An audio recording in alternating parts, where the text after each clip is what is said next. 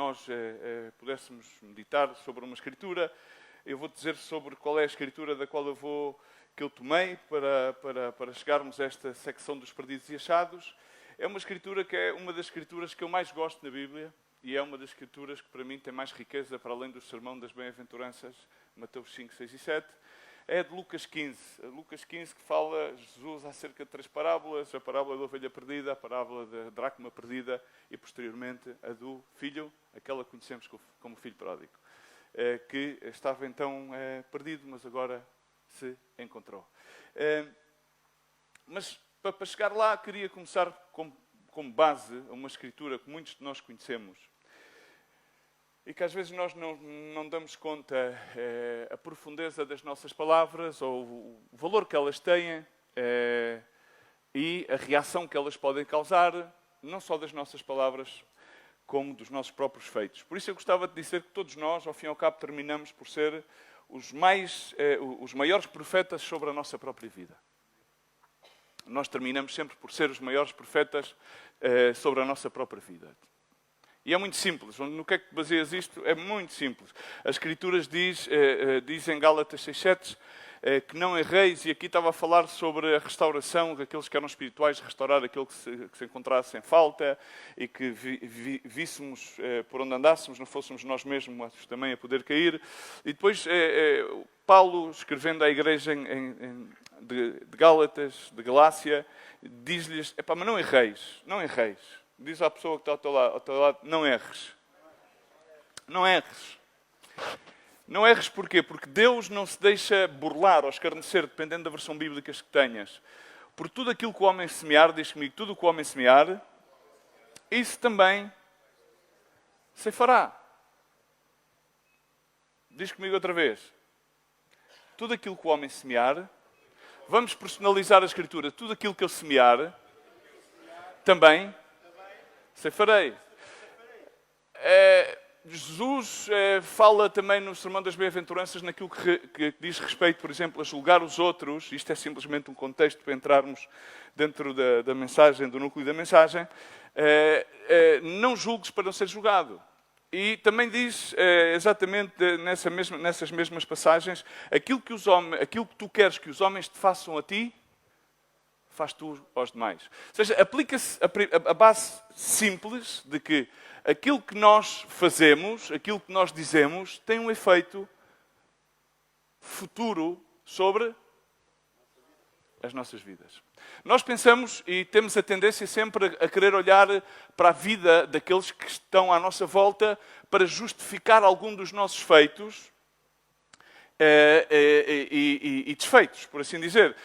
É uma tendência humana, ou seja, nós conseguimos sempre ver primeiro o mal alheio antes que o nosso próprio mal. Mas a Bíblia ensina-nos que basta a cada dia o seu afã, porque cada dia traz o seu próprio mal. E porquê que cada dia pode trazer o seu próprio mal? Porque todas as nossas ações, tudo aquilo que nós fazemos, dizemos, embora muitas vezes possa ter uma boa intenção, ao fim e ao cabo não é uma boa ação. E uma boa ação, o que é que traz? Uma consequência. Ou não? Mas é uma consequência boa ou má? Mas muitas das vezes essa boa ação, de acordo à nossa percepção, não é uma boa ação, mas o que é que vai trazer muitas das vezes sobre as nossas vidas? Uma consequência que não é tão boa como aquela que nós desejávamos. Nós, muitas das vezes, somos motivados a fazer as coisas, inclusive de uma forma muito religiosa, em que pensamos, não, se tu fizeres assim, pois as coisas vão-te ir bem, não faças assim, não faças aquilo. E muitas das vezes ensinamos isso aos nossos filhos. Mas há a regra, que é a regra da graça, em que Deus faz aquilo que quer, com quem quer e quando quer. Amém? E isso é a graça de Deus. Mas há dentro dessa mesma regra, nunca podemos eludir do que aquilo que nós semeamos, vamos ceifar. Ao fim e ao cabo, aqui a palavra o que é que nos está a dizer? Tu és o maior profeta sobre a tua própria vida. Muitas vezes as pessoas vêm à igreja e querem receber uma palavra. Isto tornou-se quase como, enfim, uns querem receber doutrina, outros querem receber quase sempre uma palavra de encorajamento, uma palavra de ânimo, uma palavra que venha muitas das vezes a confirmar os desígnios do seu próprio coração. Mas a palavra de Deus também nos ensina, ao largo dos tempos, que muitos são os desígnios do coração do homem, mas é Deus que lhe endireita os seus passos. Jeremias diz, ai de ti, homem, porque tu fizeste, dizes Senhor, Senhor, mas tu tomastes em mãos o teu próprio caminho. Diz também a Jeremias que, porque te surpreendes de que te sobrevieram estas coisas. Tu mesmo as provocaste. Elas te vieram, não te surpreendas, porque é que me veio isto? A palavra de Deus também ensina-nos, simplesmente para ancorar aqui, de uma forma doutrinal, este verso de Paulo, diz que não te espantes quando venha sobre ti a prova ou a tentação. Ou seja, essa tentação não vem de Deus. Diz a palavra de Deus que não somos tentados da parte de Deus, mas senão das nossas próprias concupiscências. O que o homem semeia, ceifa. O que o homem deseja, e não é um princípio metafísico, é um princípio básico da fé cristiano-judaica. Está ancorado em tudo isto. Muitos ditados populares. Diz-me com quem andas, eu direi-te quem és. Em boa cama fazes, nelas tu te deitas. Mas há muitos, é que aquele vem-me fazer a cama. Não, cuidado, ninguém te pode fazer a cama. Tu mesmo fazes a tua própria cama. Ok? Então, a palavra quer te ensinar e quer mostrar-nos que conforme nós agimos, isso vai trazer uma consequência às nossas vidas, boa ou má. Podemos aparentar e enganar a muitas pessoas que estão à nossa volta, mas Deus não pode ser burlado. Deus não pode ser burlado. Então, irmão, não te estranhes quando te encontras em certas e determinadas circunstâncias. Porque as circunstâncias nas quais tu os encontras não foi causado por um Deus cósmico que está a querer brincar com a tua vida, mas essas circunstâncias, esse Deus, Criador dos cosmos, Criador das terras e dos céus e dos seus firmamentos, permite que isso venha à tua vida porque tu próprio o semeastes. Em algum ponto tu semeastes. Não podes iludir as consequências dos teus atos. Há pessoas que passam a vida inteira, a tratar de fugir do trato da mão de Deus, eludir o trato da mão de Deus. Mas é impreterível, Deus não pode ser enganado. Deus não pode ser burlado. Então, conforme tu semeares na tua vida, assim, mais tarde ou mais cedo vais recolher.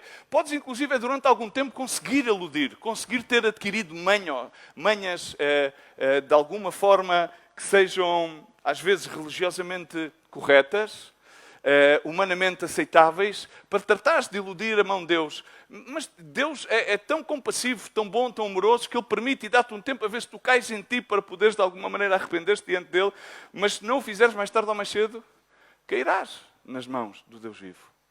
Ele vai ter que tratar com a tua vida. Uma pergunta, já alguém teve aqui hepatite ou tem hepatite? Ok. Agora imagina uma coisa, imagina que aqui de repente alguém cai, fere-se, sei lá, tem uma fratura exposta, por exemplo. Às vezes parece, não, mas é simples. Às vezes uma pessoa cair, por exemplo, cair daqui para baixo pode de repente causar uma fratura exposta e que ficamos com carne à vista, com sangue, etc. E imagina-te que essa pessoa que tem hepatite, achas que ela pode levar-te ao hospital? Pode levar-te ao hospital, não é? Agora imagina que essa própria pessoa que te vai levar ao hospital, essa pessoa, imagina-te que além disso também é um cirurgião. E chega ao hospital e pode ela fazer uma cirurgia sobre a tua ferida? Pode?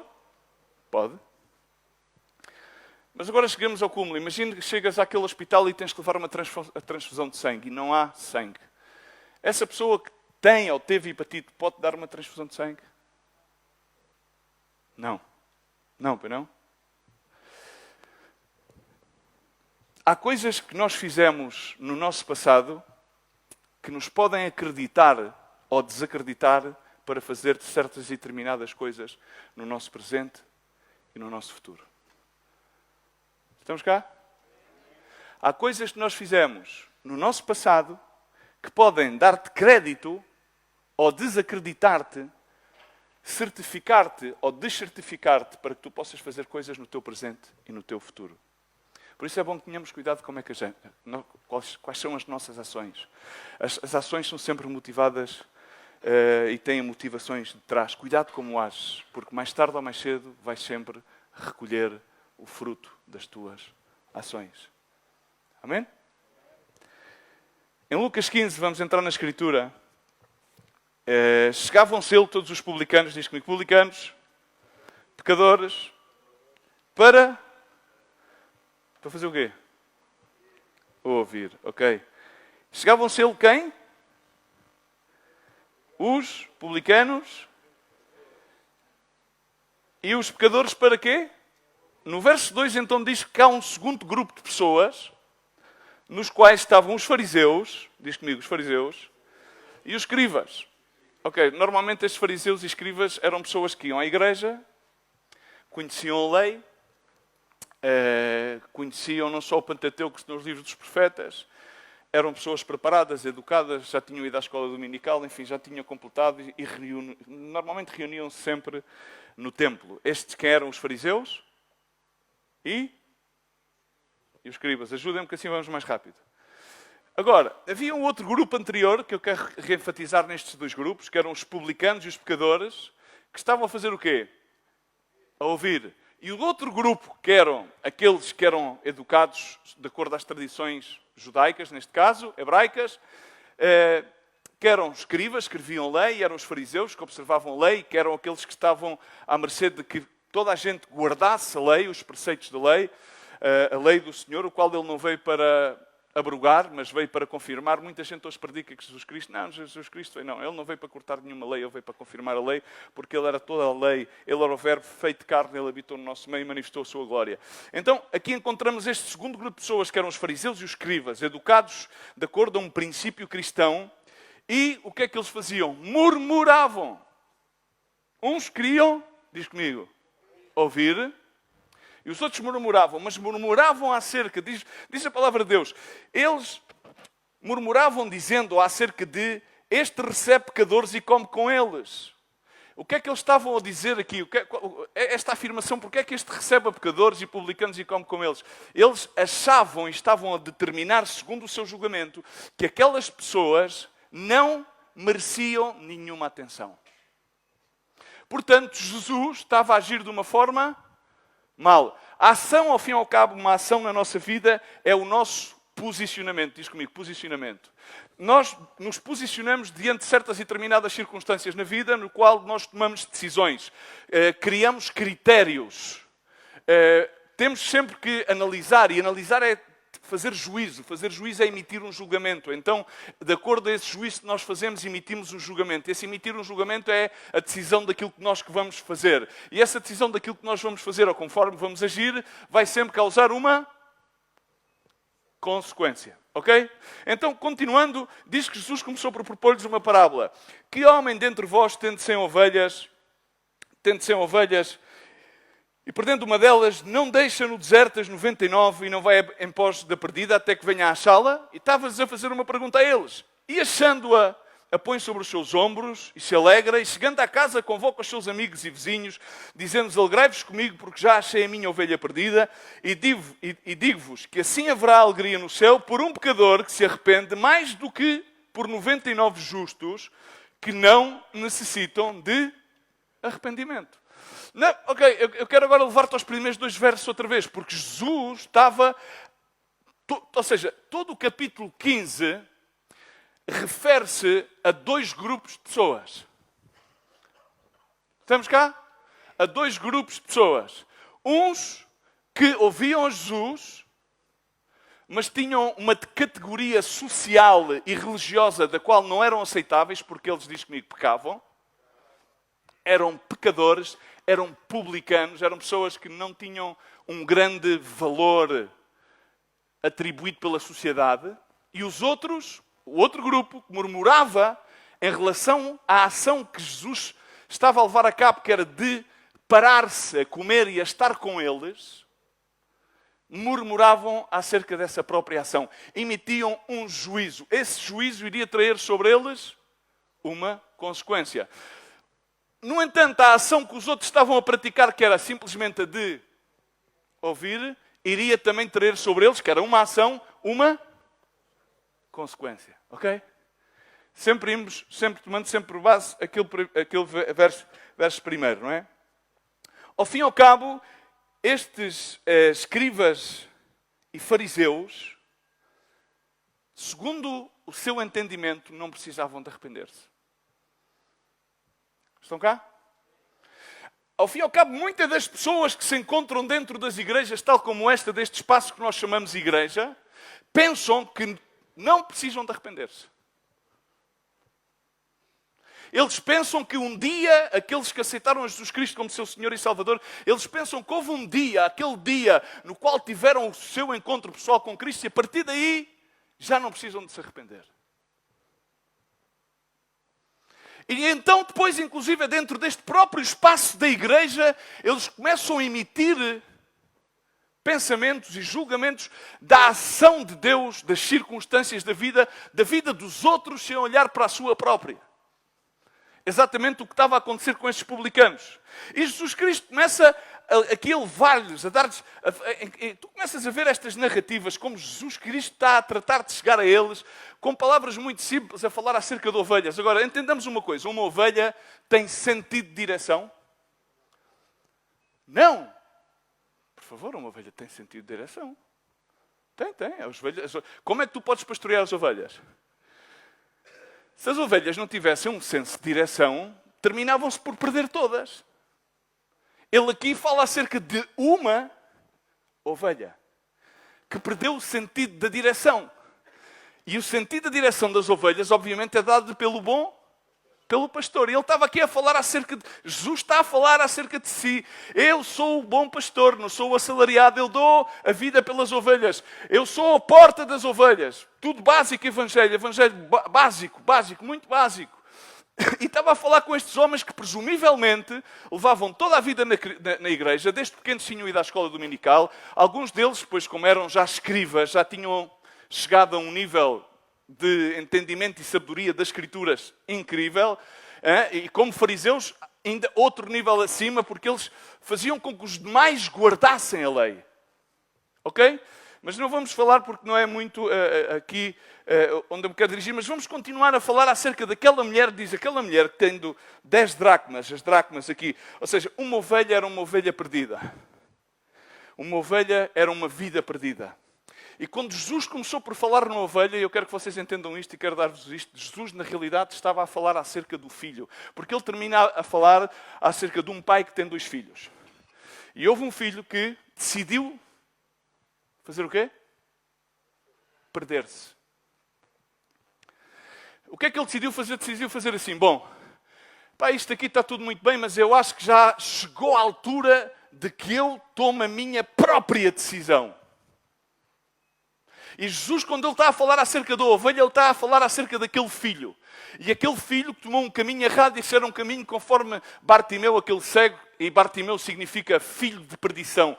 Ele estava na casa, mas disse, bom, agora quero sair da casa porque eu acho que cá lá fora, pá, essa coisa de adquirir mais conhecimento, pá, ir à universidade, poder ir à disco, poder ir beber uns copos com os meus amigos, poder desfrutar da vida, deixar de ter uma vida monótona, aborrecida, estar na igreja, servir a Deus.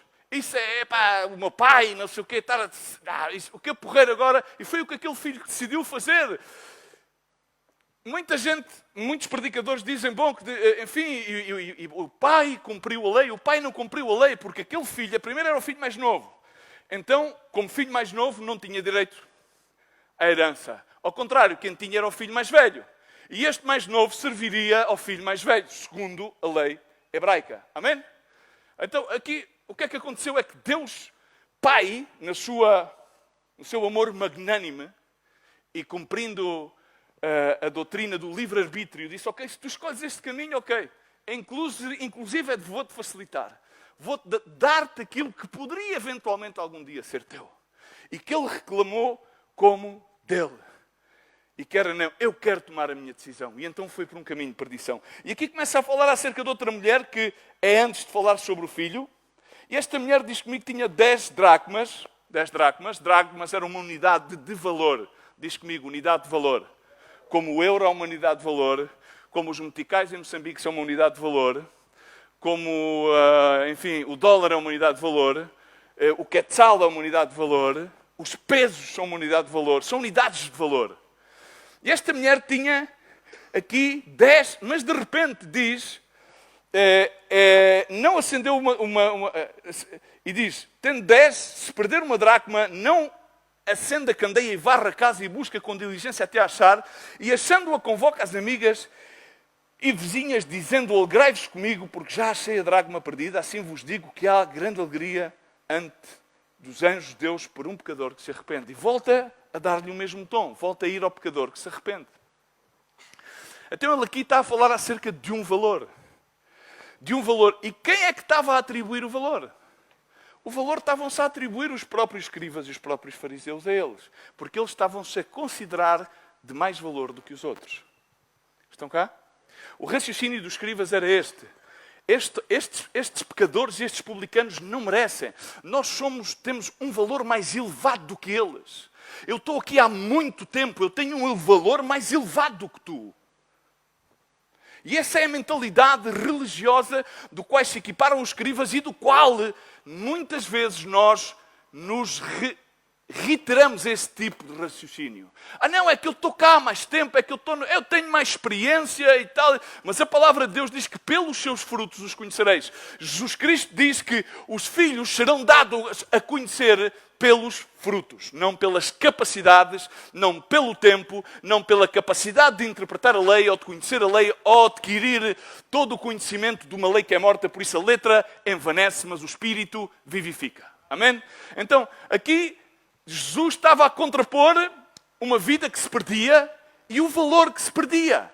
Eles estavam, ao fim e ao cabo, ele estava a levar-lhes aqui a um encontro que é muito interessante. Eu esta manhã estava a ler esta escritura e não tinha ocorrido nunca o que é que Jesus, entre muitas outras mensagens, porque isto é tão rico, o que é que eles estavam ali a falar com ele. E se nós refutamos, por exemplo, se nós nos refutarmos às escrituras de Isaías, no capítulo 6, tu repara bem, Isaías, o profeta Isaías, diz a palavra do Senhor, que ele viu nos céus, começamos a ler do 6, do verso 1, do verso 1 ao 8, quase todos nós conhecemos esta escritura, e quando nós vemos Isaías, diz, aquele Isaías que servia ao rei Uzias, que de alguma maneira se apoiou nos valores, na tradição do rei, diz que no ano que morreu o rei Uzias, diz Isaías, eu vi o Senhor sentado sobre um alto e sublime trono, e o seu séquito enchia o templo, e os serafins estavam acima dele. Cada um deles tinha 6 asas, com 2 cobriam o rosto, com as outras 2 cobriam os pés, e com as outras 2 voavam. Cobriam o rosto e os pés, e com outras 2 voavam. Diz a palavra do Senhor, e clamavam uns para os outros, dizendo, diz comigo, Santo, Santo é o Senhor dos exércitos. Toda a terra está cheia da sua glória. Glória a Deus, amém. E os umbrais das portas se moveram com a voz do que clamava, e a casa se encheu de fumaça. Então disse eu, ai de mim, diz comigo, disse eu. Quem é que era o eu? Isaías. Isaías até aquele então, o que é que ele fazia? Servia o rei. Estava bem posicionado. Ele era familiar do rei Uzias. Estava bem colocado. Ele servia no templo. Samuel foi dedicado desde criança no templo. Eli estava prostrado. E diz a palavra do Senhor que veio voz a Samuel.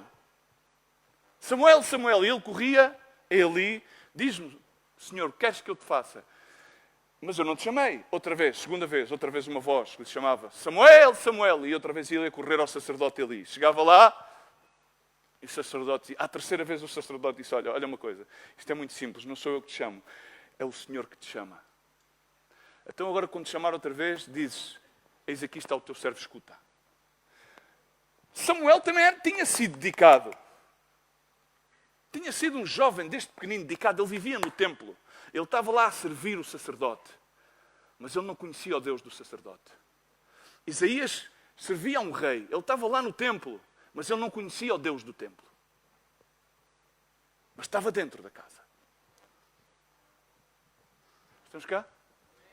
Ele estava dentro da casa, mas diz neste verso, disse, eu, ai de mim, quando vamos ao capítulo 5, vemos a petulância de um homem que não conhecia a Deus, mas que estava cheio de boas intenções e que estava a dizer, ai daqueles que fazem isto, ai daqueles que dizem a verdade mentira, ai daqueles que dizem... E ele estava a emitir um juízo sobre quem? Sobre os outros, nunca tendo ouvido a voz de Deus. Estamos cá? Capítulo 5, capítulo 6. E no capítulo 6, esse mesmo homem muda o discurso e diz, ai de mim! Estás cá? Ai de mim! Estou perdido. Estava na secção dos perdidos e achados. Estava perdido.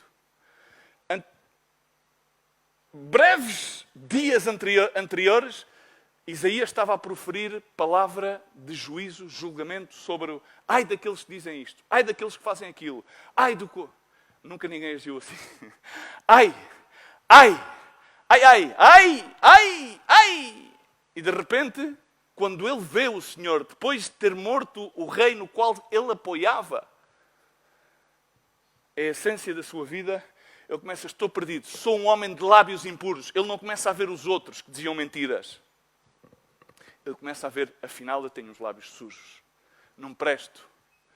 E diz, habito no meio de um povo de impuros lábios e os meus olhos viram o rei. Ele começou a ver quem ele era antes de ver quem os outros eram.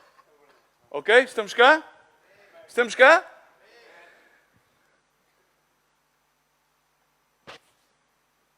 Então diz que um dos serafins voou trazendo na mão uma brasa viva e tiraram do altar com uma tenaz e com ela tocou na minha boca e disse, eis que isto tocou os teus lábios e diz, e a tua iniquidade foi tirada e foi purificado o teu pecado. Fez alguma coisa, Isaías?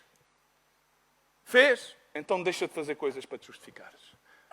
A santidade não se obtém por uma ação que tu queiras santificar-te a ti mesmo. A única pessoa que nos santifica é o Senhor. É o seu Espírito Santo. O seu Espírito Santo vem como um fogo vivo. Ademais, diz que Ele é fogo. Deus é um fogo consumidor. Mas Ele vem para consumir tudo aquilo que não é dele, nem é para a sua glória, para que possamos ser purificados e santificados na sua presença. Então Ele ali diz, e toda a sua iniquidade foi tirada e purificou o meu pecado. E depois diz, ouvi a voz do Senhor a quem dizia, a quem enviarei, a quem há de ir por nós. Então disse eu, eis-me aqui, envia-me a mim. Amém? E depois diz, no verso 9, então disse ele, vai e diz este povo, ouviste de fato e não entendeis, e vedes com verdade, mas não percebeis. Ouvides, mas não entendeis, vedes, mas não percebeis. Enfim, não vou continuar com a parte de Isaías, mas entendamos aqui uma coisa, Deus vai fazer a sua obra, Deus não tem problemas, às vezes a gente sempre, quem irá? Quem irá? Mas repara uma coisa, quando digas quem irá, tens de ter sempre a tua resposta, eis aqui, envia-me a mim. Não estejas à espera que os outros respondam a dizer que eles vão. Ok? Não precisamos de ser os capitães América que enviam os outros e ficam cá eles. Ok? Temos que estar, quando digas para lá, eu vou. Eu estou disposto. Eu não te vou pedir para fazer nada que eu mesmo não tenha já feito ou que eu esteja disposto a fazer. E isso aconteceu na vida de Isaías, porque Isaías antes servia a um rei e servia a um Deus que não conhecia. Só conhecia o rei, mas não conhecia o Deus do rei e do templo. Samuel estava a servir deste jovem no templo, servia ao sacerdote e servia ao Senhor, mas não conhecia o Senhor do sacerdote nem o Senhor do templo. Mas, no entanto, ele estava no templo. Ele fazia parte daqueles que queriam simplesmente perdendo os valores, como foi o caso de Eli. E quando aqui Jesus apresenta a dracma, Jesus está a apresentar a uns fariseus e a uns escribas que não tinham perdido a vida, mas perderam os seus valores. Porquê dizimais o dízimo e a menta e ocultais a justiça, a misericórdia e a verdade? Fazei uma sem deixar de fazer as outras coisas.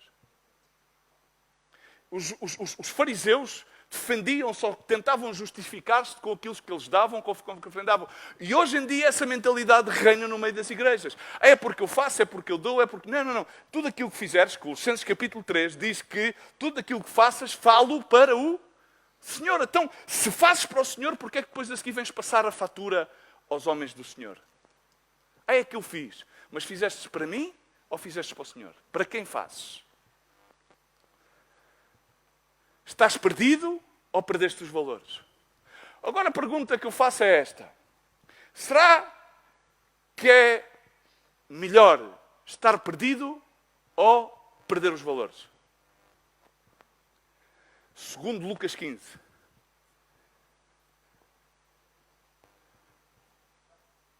Será igual? Estar perdido? Ok, vou pô-lo desta maneira. Aquele que estava perdido, estava na casa do pai, mas começou a ver as ofertas à sua volta começou a ver que afinal, eu já tinha ouvido muitos sermões e dizia, bom, tudo foi criado por Deus e para Deus, e tudo subsiste nele. E tudo Deus criou e fez bem. Então tudo cá neste mundo são coisas para eu desfrutar. É ou não é? Oh, irmão, isso de ter só uma mulher é aborrecido. É melhor ter mais opções de escolha. Isso de fazer como lá na igreja, namorar sem tocar, não dá. O que é interessante é tocar, é provar. Provar e ver que Deus é bom. E sabe a Bíblia toda, porque Ele estava lá. Isso ter um pai, depois o pai vem e castiga-me. Isso não dá. Mas o pai não castigou, porque depois quando o filho concluiu que afinal, eu quero ir curtir, eu quero ir aprender coisas que aqui nunca vou aprender. Aqui não me vão ensinar nada, aqui é sempre a mesma lenga-lenga. Então decide e vai-se embora. E o pai dá-lhe as coisas. Ele ficou perdido. Agora o pior é que havia outros que estiveram sempre dentro da casa. E aqui está a imagem do segundo filho. E a imagem do segundo filho era exatamente a imagem destes homens que diz que os fariseus e os escribas murmurando, dizendo, este recebe a pecadores e come com eles. Estes gajos não valem nada e Jesus perde o tempo com eles. Eles estão perdidos e Jesus está a comer com eles. E nós que estamos cá sempre. Por isso diz, ouviram, mas não entenderam. Viram, mas não perceberam. Porque tiveram sempre na casa, conforme aquele filho mais velho teve, mas foram perdendo os valores que o pai ensinava, mas eles presumiam que valiam mais do que os outros. Às vezes é muito melhor aquele que está perdido, ou quase sempre, porque Deus veio a buscar e a salvar aquilo que estava perdido. Deus não chegou à sinagoga para salvar os escribas, nem os fariseus, nem os saduceus. Ele veio para buscar e salvar aquilo que estava perdido. Jesus, Ele não veio para condenar ao mundo, Ele veio para trazer a salvação ao mundo, para todo aquele que nele creia, não pereça, mas tenha vida eterna. Amém. Jesus não tem problema com quem vai, porque Jesus manda quem Ele quer, quando Ele quer e para fazer aquilo que Ele quer. Mas nós, como tivemos alguma experiência, como aqueles discípulos que foram e viram que os demónios até se lhe sujeitavam, altamente, e quando entraram naquela cidade no qual as pessoas não acreditavam e burlavam e escarneciam, eles viraram para Jesus e disseram, Senhor, se quiseres a gente ora para que venha fogo do céu e os consuma. E Jesus olha para ele, malta, vocês não sabem que espírito é que são. Estão cá. Estavam na casa.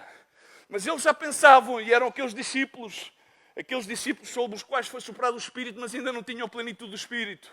Eles estavam na casa e pensavam que tinham mais valor que os outros. Os outros eram pior. O fogo vai consumir. Sim, o fogo vai nos consumir de dentro para fora a todos. Mas é melhor estar perdido do que estar na casa a perder os valores. Eu diria mais ainda, alguns estão na casa, perdem os valores e estão a perder o tempo. Porque diz que ocasião e oportunidade vêm a todos, mas não é daquele que corre vencer a carreira. Senão que é Deus. Deus dá a ocasião, Deus dá a oportunidade. Agora, mais oportuno é que tu tomes a ocasião e a oportunidade de Deus para fazer aquilo que Ele quer contigo, porque Ele quer fazer contigo, para que tu não percas os teus valores, nem tu chegues ao cúmulo que chegou aquele filho, desejar mais aquilo que estava lá fora. Então Deus permitiu que ele fosse. Ele estava perdido, foi para a secção de perdidos e achados. E começou a ensaiar, não vou estar a refrasear todo o capítulo 15, do verso 11 para a frente. Diz que ele foi para um sítio e teve amigos enquanto tinha dinheiro. Era tudo uma festa, comer, beber, enfim, eu imagino o que é que ele pode ter experimentado, tudo aquilo que ele desejava, evidentemente, claro que sim. Mas chegou ao ponto em que de repente veio uma grande crise, diz-me crise.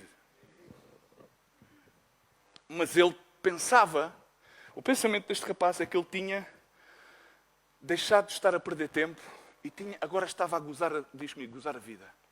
Há muitas pessoas que pensam, não, eu quero gozar a vida.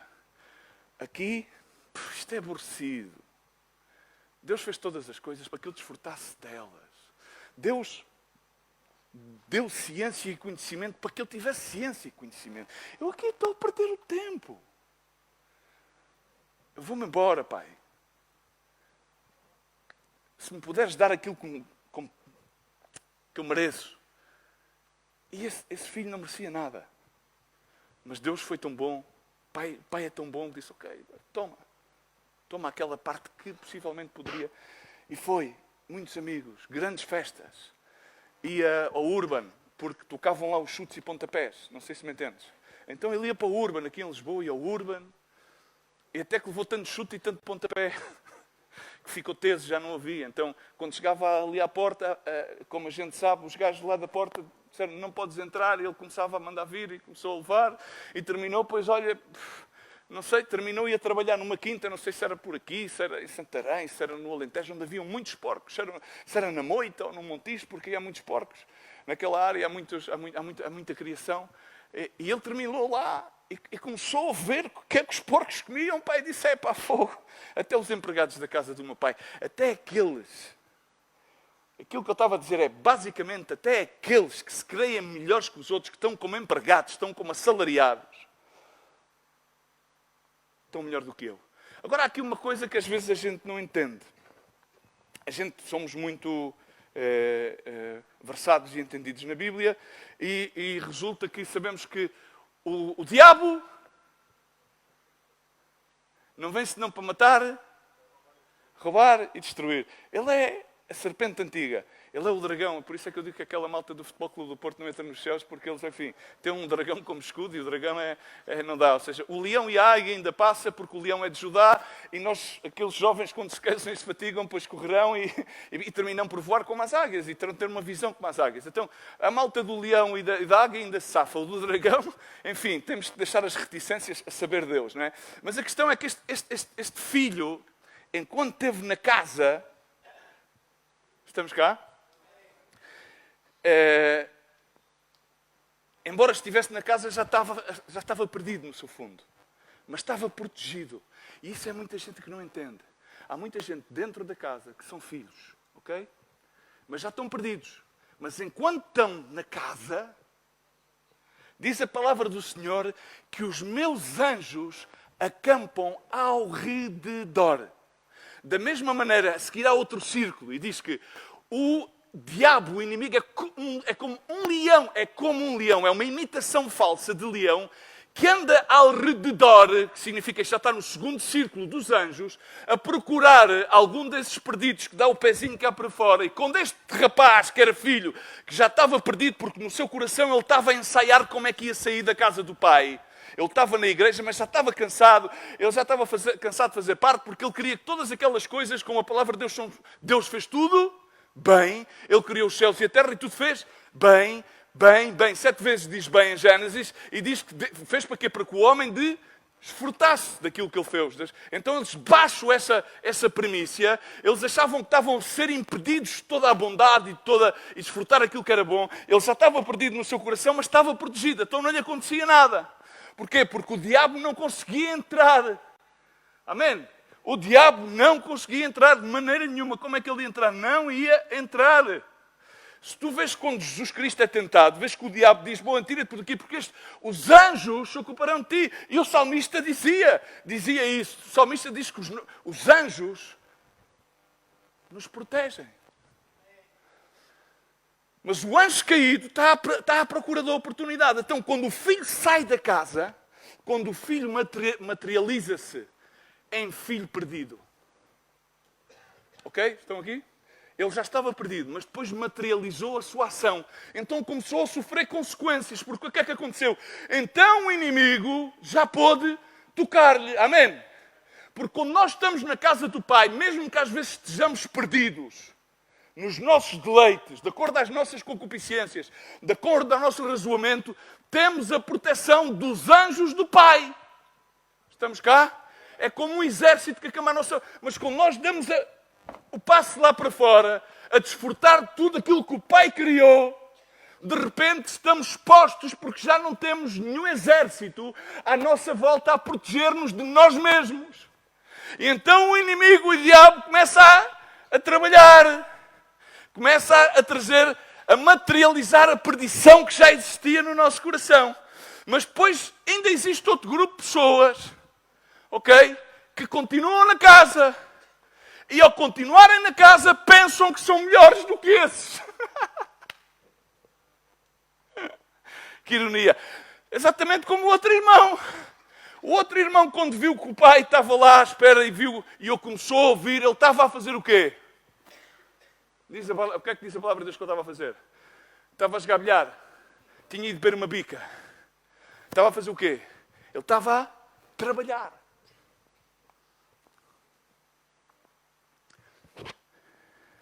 Mas muitos trabalham com valores perdidos. Ele estava a trabalhar com um valor perdido. Porque ele não estava contente. Nele não havia alegria. Porque ele considerava-se melhor que o outro irmão. O outro, este é o gajo, pá. E quando ele ouviu que o pai o recebeu e que estava a mandar fazer uma grande festa com aqueles símbolos todos, o gajo enfureceu-se e teve o desplante de chegar aí ao altar, ok, Deus Pai, de chegar à igreja e começar a... Mas como é que é isto, pá? Mas já viste, eu estive sempre aqui, eu nunca me fui embora, pá. Estive sempre aqui a trabalhar. Como um grego, que é para não dizer palavras suscetíveis. Ou como um muçulmano. E a mim nunca me fizeste nenhuma festa, pá. E este desgraçado, pá. Este gajo, pá, que malgastou tudo, pá. Já viste o que é que este gajo fez, pá? Aquilo que tu lhe deste nem era dele. Eu imagino, parte disto não está, mas eu imagino os argumentos que ele tinha na cabeça. Pois, eu sou o mais velho. Eu sou o primogênito. Isto era tudo meu. E o gajo gastou a minha guita, pá.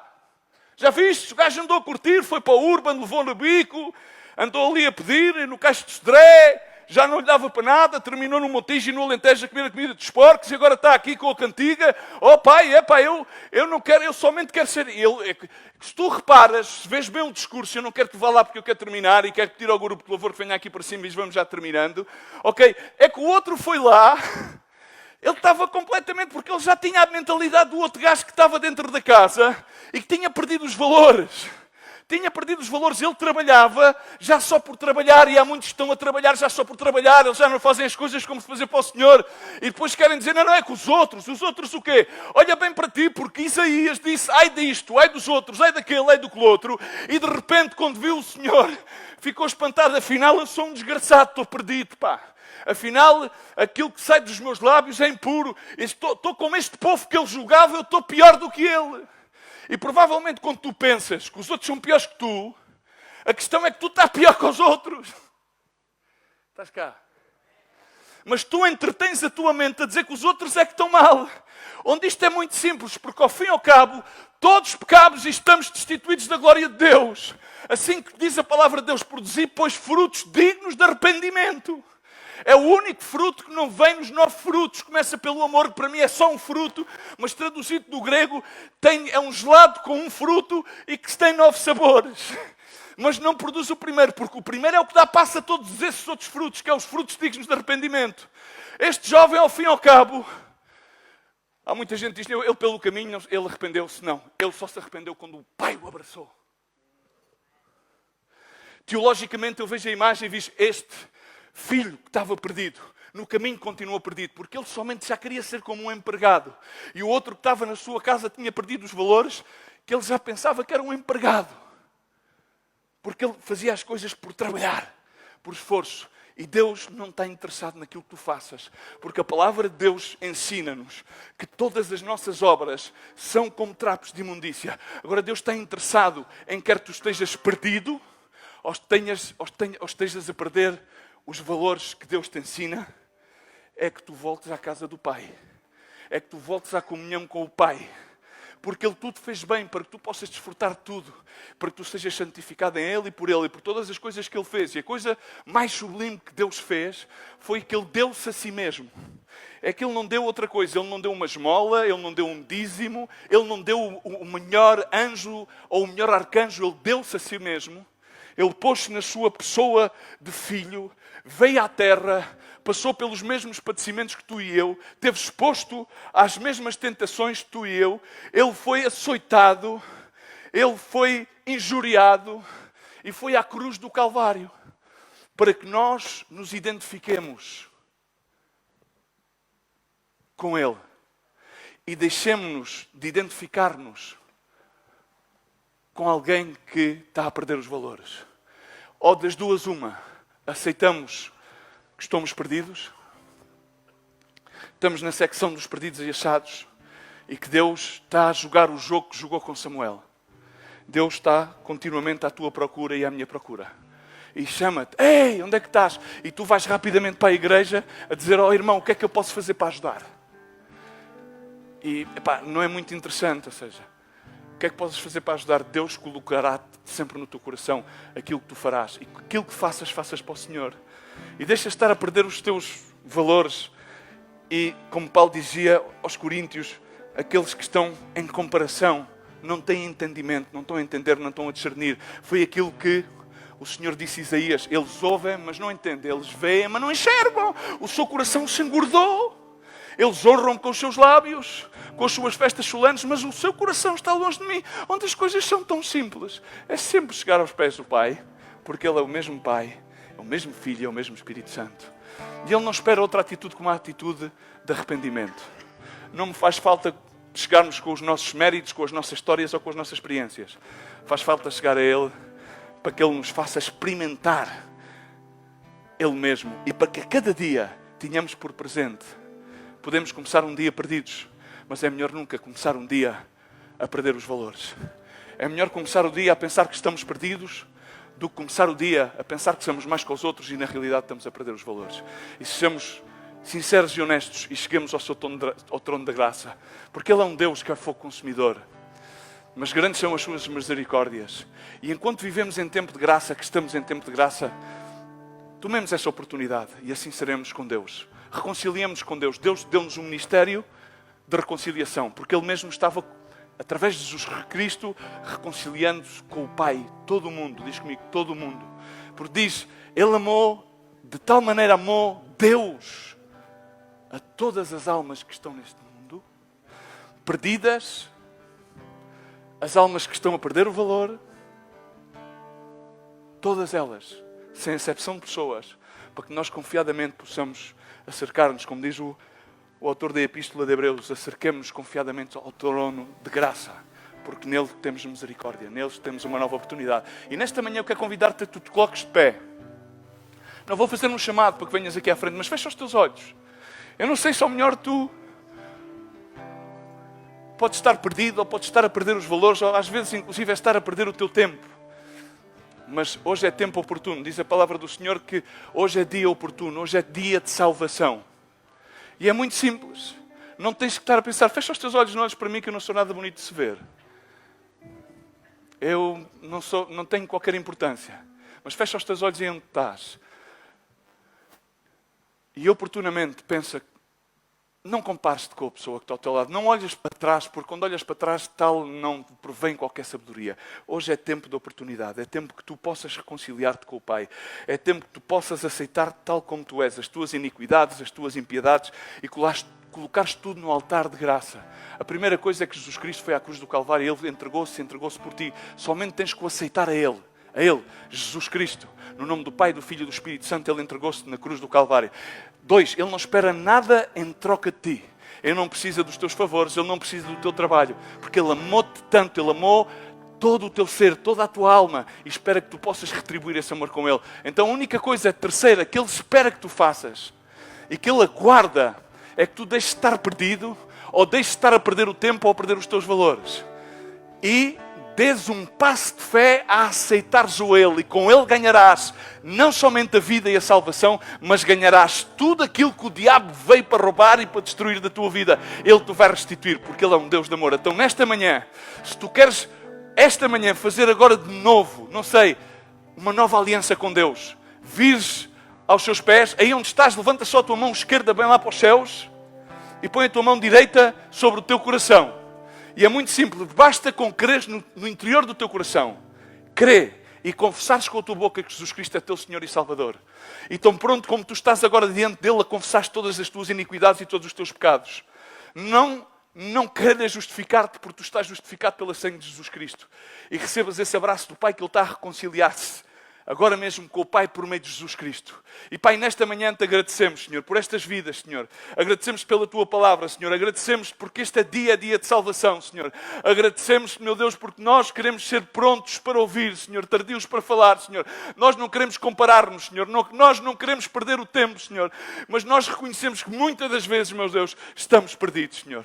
Estamos nessa secção dos perdidos e achados, mas Tu viestes a encontrar-nos. Na nossa condição, Tu morrestes na cruz do Calvário, Senhor, para amar-nos tal como nós somos e transformar-nos da forma como tal Tu és, Pai. Assim, Pai, no nome de Jesus Cristo, Senhor, hoje celebramos, Senhor, celebramos-te a Ti, Senhor, celebramos, Senhor, cada vida que aqui está, Senhor, celebramos que Tu viestes a entregar a Tua vida e viestes a procurar aquilo que estava perdido, Senhor, para poder ser encontrado. E hoje Tu estás a encontrar vidas, Tu estás a restaurar, Senhor, Tu estás a tirar a acusação, Senhor, estás a tirar depressão, estás a tirar opressão, porque o diabo está vencido. Tu expuseste todos os principados e potestades e na cruz do Calvário. Assim que nesta manhã, Senhor, eu te agradeço por cada vida que aqui está, Senhor.